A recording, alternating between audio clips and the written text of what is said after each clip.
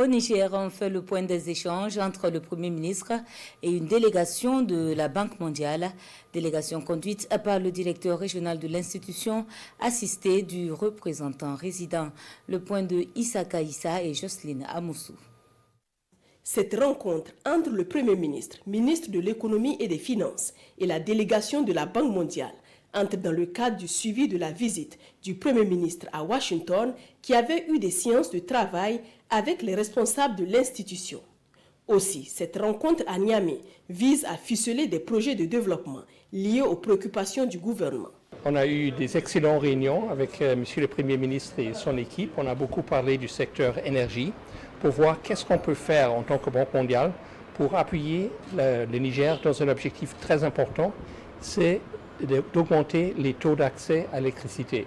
On pense qu'on pourrait faire beaucoup plus pour aider au Niger pour augmenter cette quantité. La deuxième chose, on a beaucoup parlé des prix de génération d'électricité et qu'est-ce que la Banque mondiale peut faire pour réduire les coûts de génération. On a aussi parlé du secteur transport, qu'est-ce qu'on peut faire pour améliorer certains segments de la RN1 et aussi de la RN4.